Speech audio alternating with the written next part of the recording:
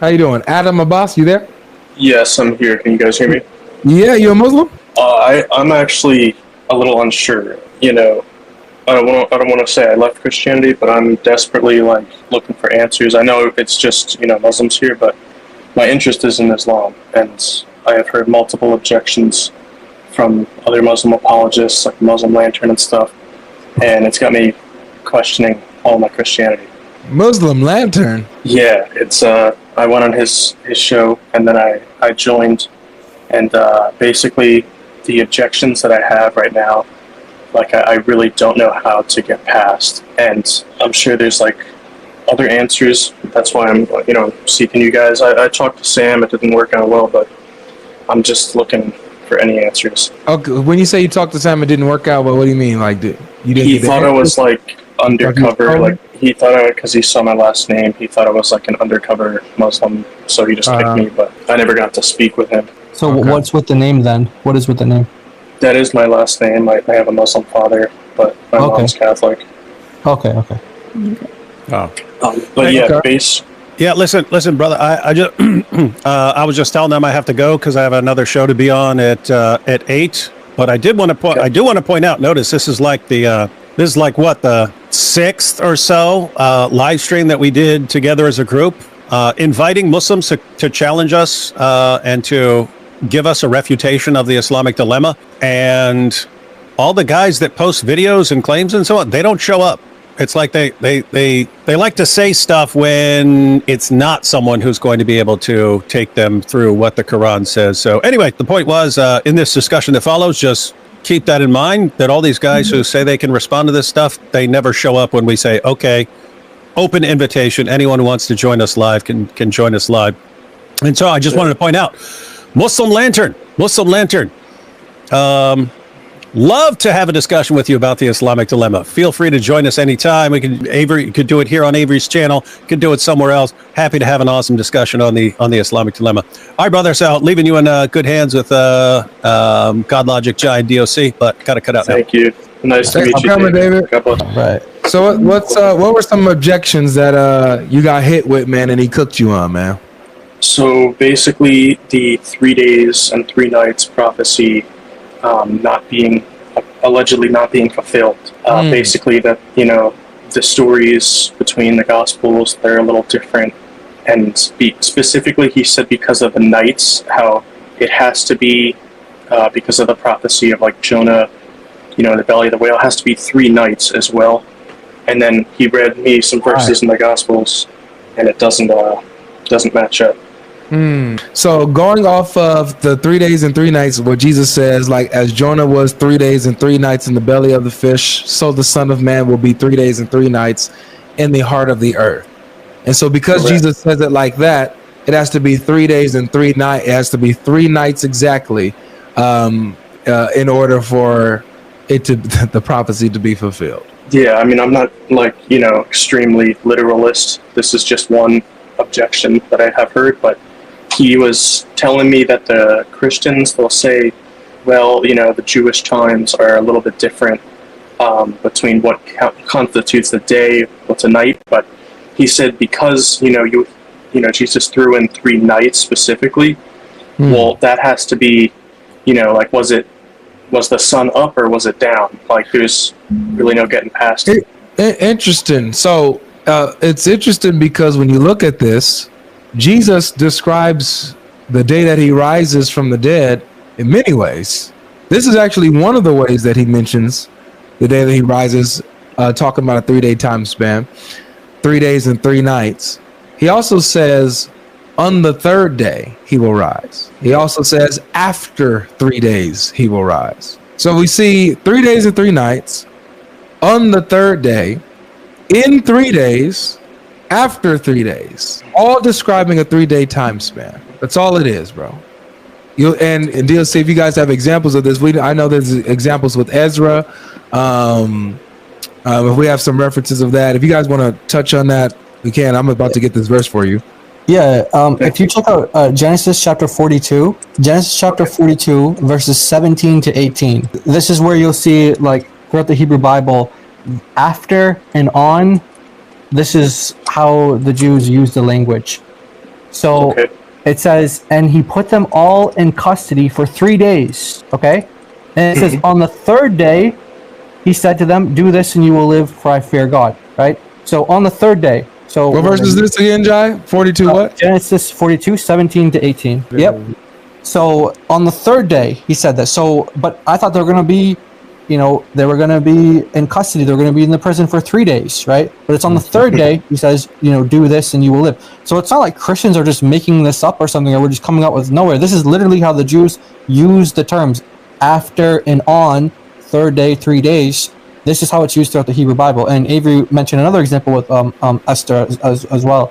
Yeah. There's many other examples of this, but you see verse 18. Verse 17.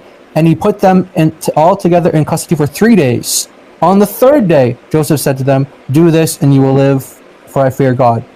And so then, so that's on the third day. But were they there all night, or it's on the third day? So on and after. It's the same thing. It's the same thing in my culture, the Arab culture. They say, "Oh, I stayed for 3 days," where he actually meant 2 days and a half, and on the third day he left the place. It's very common. Gotcha. So you find it like in Matthew 17, like Brother GodLogic was saying, Matthew 17 verse 22 is very, very specific. The Lord Jesus, it's red letters, so the Lord Jesus said it. The Son of Man is going to be delivered into the hands of men. They will kill him, and on the third day. Wait, no. It has to be the fourth day, Jai. Right. So if you speak to them in that kind of the way they spoke, they'll say, "Oh, he stayed for 3 days," but actually it was on the third day a new thing happened. So they say, "Oh, he was then there for 3 days." That's a very common way of speaking, even all over the world, even up to this day. Yeah, and like in the Talmud, for example, like we were just talking about the Talmud earlier, it literally says you literally have a quote there that says, "A day and a night are a portion of time, and a portion is the whole of it." So it's like part of it is a whole. So this is not, again, this is the Talmud. It's not Christians who are just making up an apologetic to kind of this is how we explain this. This is in the Talmud, and it's saying that a part of the day and a night, they're just a part, and a part is the whole. That's how that was counted in the Jewish. So like he said, so it's funny because he's saying this is what the Christians are going to tell you, but he doesn't tell you, it's based on evidence. He thinks that we're just making it up, this is to explain it away. No, yeah, this is why the Muslim lecturer would never debate any. I mean, he would never debate. Yeah, you wouldn't. And I've been looking for GodLogic versus Muslim Lantern debate. I haven't seen it. If you go on my Patreon, the video is there, but he deleted it from his channel. He really deleted that stream. But you and then when I put it up, or a couple of other Christian brothers and sisters re-uploaded it, he copyright striked all of us. So the video, you will not be able to find the video on YouTube because he'll strike us for putting it up. So you have to go to my Patreon for free, and you can watch it there. I definitely will. He's a coward, bro. He's an absolute coward. He'll never talk to one of us straight up, head to head. The whole entire time I was trying to talk to him, he's trying to limit the discussion. Oh, okay, well, you'll only get to ask this type of question, and really trying to put parameters on it. But everybody before that, he was speaking freely for no time limit and all. It's just a coward. But this is Esther, brother. This is Esther chapter 4. This is Esther chapter 4. Now, it talks about how they were going to fast for 3 days and 3 nights. And Esther was then going to go to the king, see the king after they fasted, okay? So, for example, verse 16, it says, "Go," I'll start 15. "Then Esther told them to reply to Mordecai, 'Go, gather all the Jews to be found in Susa, and hold fast on my behalf, and do not eat or drink for 3 days, night or day.'" Right? So it's 3 days and 3 nights, right? Yes. "I and my young women will also fast as you do. Then I will go to the king, though it is against the law, and if I perish, I perish." Mordecai then went away and did everything as Esther had ordered him. So Esther says, we're all going to fast 3 days and 3 nights. And after we fast, when we're done, I will then go to the king. And if I die, I die. It is what it is. We'll see what happens. So let's go to the next chapter. Oh, look, when is it that she went to the king? On the third day, Esther put on her royal robes and stood in the inner court of the king's palace in front of the king's quarters while the king was sitting on his royal throne inside the throne room opposite the entrance of to the palace. Wait, hold on a second. I thought this was supposed to be 3 days and 3 nights, so it should be, on the fourth day or whatever, right? No, Yes. it's just an idiom describing a 3-day span. That's all. And can you put up to 1 Samuel chapter 30 verses 12 to 13? 1 Samuel 30, 12 to 13. And this is going to show you again 3 days and 3 nights. And we're going to use Muslim lanterns logic and see if it follows. So verses 12 to 13. Okay. And they gave him a piece of cake of figs and 2 clusters of raisins. And he had eaten, and when he had eaten, his spirit revived. For they had not eaten bread or drunk water for 3 days and 3 nights. Okay? 3 days and 3 nights. Remember, he made an emphasis. Oh, it says nights. It says nights. Yep. Now watch this. And David said to him, to whom do you belong? And where are you from? He said, I'm a young man of Egypt. Just like, Muslim lantern from Egypt. Anyway, servant to an Amalekite. And my master left me behind because I fell sick 3 days ago. Whoa, 3 days ago? I thought it was 3 days and 3 nights. I thought, so 3 days ago, it's 3 days and 3 nights. This is just a figure. It's a way that they spoke. It's like how they speak. Yeah, it's a 3-day span. So 3 days and 3 nights. It's just a portion of the time is the whole of the time, like the whole of the day. Yeah, like when you say, I've been here all day, and it's still in the day. Yeah, exactly. It hasn't finished, the day hasn't finished, but you say, I've been here all day. It's just a way of speaking. That's definitely sufficient. Like that. Yeah, of course, I wouldn't say he's not going to tell you this stuff. He's not going to, either because he doesn't know this, or he does know it and he's just trying to be deceptive because he wants you to, join Islam. But he doesn't know Jack. He's got a script from all of them. They use this 3 day and 3 night like for hundreds of years. I actually saw, not to get off topic, I saw a Christian guest and he asked a Muslim lantern, are you aware of what the Shroud of Turin is? The Muslim lantern said he never heard of it. yeah, And I'm like, okay, how are you gonna be like an apologist? At least you should know about it. But yeah, I mean that definitely finishes that argument.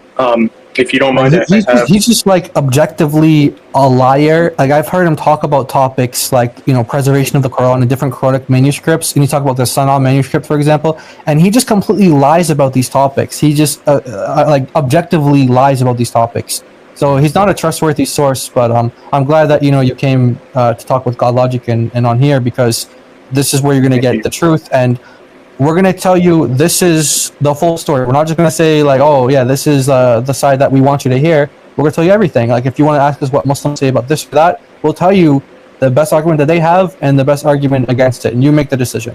He's only going to tell you parts of the story, and he's going to lie to you, and he's not going to tell you like oh, Christians say night and day just makes up the whole, but they're just making that up because they want to explain away this contradiction. When we have tons of evidence, right? We have tons of evidence that So. 100%. And I don't want to stay too long, but What's the other objection? There was like the Passover. When was like Jesus actually crucified? Was it like before the Passover or after the Passover? For that, I know there's like a little, some people have different perspectives on what constitutes like the start of the Passover and the end, but that definitely, I'm still wondering about that as well. Yeah, if you have you heard of inspiring philosophy? No, inspiring philosophy. No, I don't think so. Dude, you're under a rock. Inspiring philosophy, bro. He's amazing. He actually has an entire series dealing with answering all of these type of questions and objections, showing the sources, showing scriptures and stuff like that, showing scholarly opinion and commentaries. And his videos are short, like 5 minutes or less. You know what I'm saying? Some maybe 7, it doesn't matter. But like they're relatively short, and he's breaking down, he's answering all of these. And so if you go on his channel, and this is what his channel looks like, just really quick. I'm going there now on my laptop. Yeah, inspiring philosophy right here. This is he does all of the. He just uploaded one today. Did Jesus carry his own cross, or did he need help? Supposed Bible. I've heard that one. Yeah, he does all of these, and he has one on that very topic too that you just mentioned. Yeah, he does. It's called "When Was Jesus Crucified?" Supposed Bible contradiction number 21. Gotcha. And yeah, that's perfect. So, yeah, I'm definitely gonna check this guy out, and then I'll watch the Patreon debate as well, the hidden debate between you and the Muslim too. Yeah, I'll watch that too. if you can call it that. But yeah, definitely, Thank you, man. definitely go ahead and watch Appreciate it. that. Subscribe to Inspiring Philosophy, like binge watch his videos and take notes. Like, don't just watch it just to watch it. He mentions the references, like as you see in the video, it's showing like he's mentioning references. Note it down, and so that you know exactly how to answer these things. Okay. Definitely, 100%. I just subscribed now, so thank you very much, guys. I appreciate it. For sure. Lifesavers, guys. Was that it? Was that the last one? There was also another. I have to do like a little research, but basically the story, like a woman caught in adultery. Apparently, it was like added in a lot later, and that's actually kind of what like started this whole thing, because that's literally like my favorite passage. And I just did like a ChatGPT search, and it said it's like not in the earliest manuscripts, and that kind of just took me for a spin. But Yeah. I don't know if there's like a there's different opinions on it. So it doesn't show up in the earliest manuscripts that we have, but that's very true. It doesn't show up in the earliest that we have. It shows up in the later manuscripts. However, the view is that the view is that it's a true story, but it was early on it's trying to find its place in the writings, right? Like they're trying to find its placement there. So they're saying that it's a true story of Jesus that was narrated, but they're trying to find its place of where it belongs in the gospel, like where it is. So that's why they're saying that you don't really see it early on in the earliest manuscripts in the surviving one, but you do see it in the later ones. Not that it's added per se, but it shows up in the later manuscripts. If you guys have some, so it's like who did they? Who are they attributing this to as like the author? That was the right. Like right.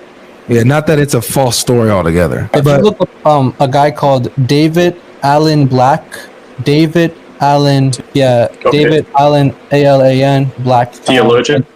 Yes, he talks about this, and he'll go into detail, and you can have confidence, like in exactly what Avery just said, that this is definitely a true story, and it's in the majority of the manuscripts, right? The early ones, it's omitted, and sometimes it's in like the end of John, or for example, it's like Avery said, it's like in different places, but it's there, and he gives you arguments. If you took up David Allen Black for the adulteress, the one called adultery, you'll get a lot of good information there. And there's many others as well, but he's a good one. Thank you very much.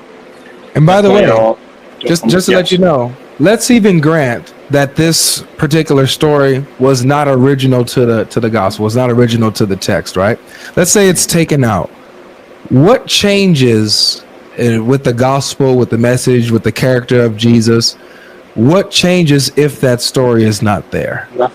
Nothing. You still have a resurrected Christ, a crucified Christ, resurrected Christ, the women finding him at the tomb, the emergence of the church, the cowardice apostles turning into bold preachers, and the prophecies of the crucifixion. You still have all of this, nothing of the message of Jesus, and nothing of the theology of God, him being triune, Jesus being the divine Son of God. Nothing is affected whether this story is there or not. You know what I'm saying? So yes. This will be one of those variants. Like it's a large variant, like it's a meaningful variant, but it doesn't affect Christianity at all. Mm-hmm. Like it doesn't affect the message of the gospel in any way, shape, or form. It doesn't affect the theology of Christianity in no way, shape, or form, bro.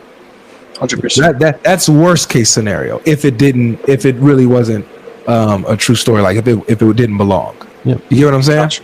Yes. So unlike the Muslims, we don't think that every single word is verbatim the word of God that he sent down from heaven and spoke without using man to write and convey the message. No, I don't believe that.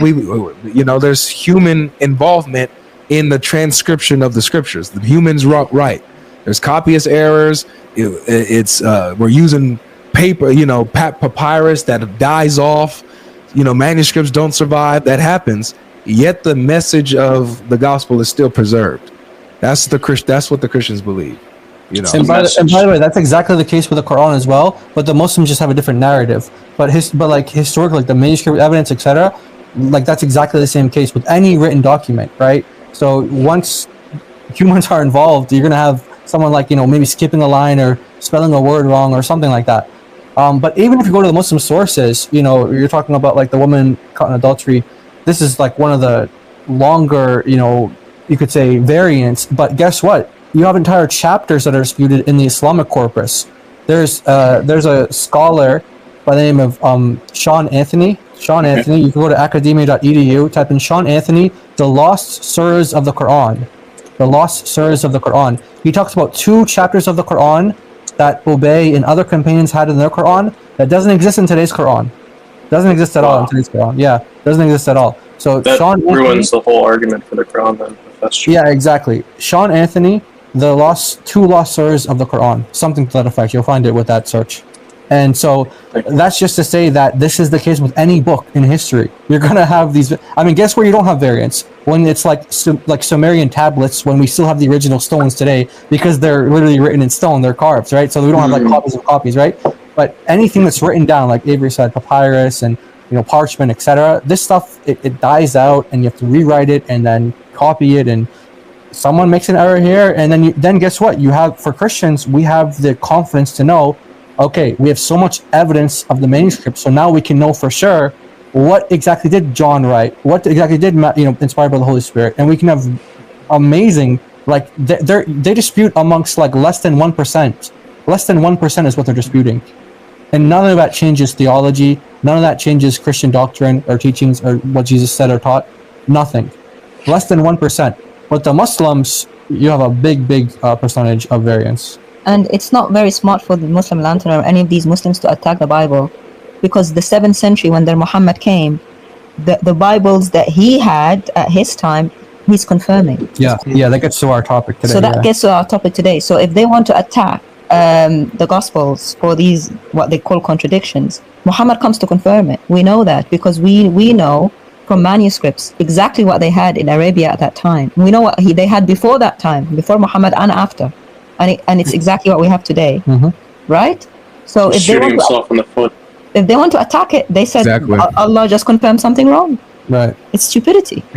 Yeah, and then that's like the right approach when you're talking to a Muslim soul there and like, oh, there's a contradiction in 3 days and 3 nights. Like, oh, is that the same Bible that Muhammad said he confirmed? Yes. So it's like that's another way you can deal with that when you're talking to Muslims. An atheist can say that maybe, but not a Muslim, because otherwise you have to leave Islam then if you're going to take that position. Thank you very much. Yeah, that's everything I'll definitely be studying.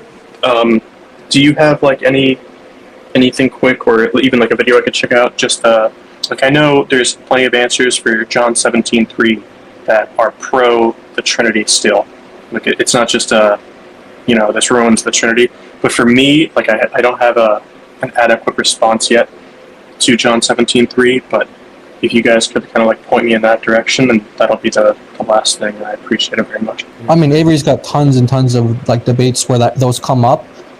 So you can certainly like search the channel and you'll find that. But I mean, we could just quickly go over it with you if you want. Like, but our archive has a archive got it. Yeah, archive has a video, and so here's a video from an archive channel where Sam Shimon explains it. It's about 10 minutes long, and it's funny because at the end of this, the Muslim accepts Christ Jesus. Wow. So we got. Let me just put it right here. I'm gonna share it with you. So I'm gonna put it right here in the chat on YouTube, and then also I'm putting it right here in the private chat on StreamYard. Do you see the private chat? Oh, I lost him. He probably accidentally clicked another tab. Oh yeah. There he goes. Yo, can you hear us? Adam, can you hear us? Can you hear us? Hello? Can you even see us? I think he's actually frozen. All right. Looks like he's walking around. Maybe the Wi-Fi got messed. Wi-Fi done got him, man. Yeah, man. But yeah, guys, let that be a lesson really quick. Stop going on the. Oh, there you go. Stop going on these panels when you're not ready, guys. Can you hear us? Yes, I can hear you. Sorry, I got a phone call. I'm on Do Not Disturb now. All right. So I put the link of the video, John 17:3. Sam, explain it. I put it in the StreamYard private chat. Do you see that? I see only one comment from Scales. I think I joined in a little late. If you don't mind just resending it, I'll screenshot it. Yeah, I'll put it back down in the regular YouTube chat, and then I'm gonna put it in the There it private is. area. So try to copy that and save that. I just put it in the StreamYard chat too. Thank you. Yep. Check that out. Take notes. Absorb it. Learn it, and you'll be good to go. Thank you very much, GodLogic. Thank you, guys. Jay, thank you, David. I appreciate you. God bless. God bless, bro. Yeah, we hope that you do some research on what we said and come back home to Jesus. Absolutely. Thank you, guys. If you're not prepared, you should not be joining opposing people's platforms. Okay, if you're not prepared, and you know when you're not prepared, I really don't understand it. I don't get it when people do it. But you should not do that, man. Because again, the devil is out there to deceive you, and that's all they want to just cast doubt. And notice how when you come here, these things are easily answerable, right? Easily answerable. So use wisdom, man. Use wisdom with these social media. You're on social media, you're on TikTok and YouTube. These platforms come out and they're challenging Christianity, and you want to probably give an answer, give a defense. Move in wisdom. If you're not ready for that, if that's not what you do, don't do that. Okay, you don't have to go up there. All right, so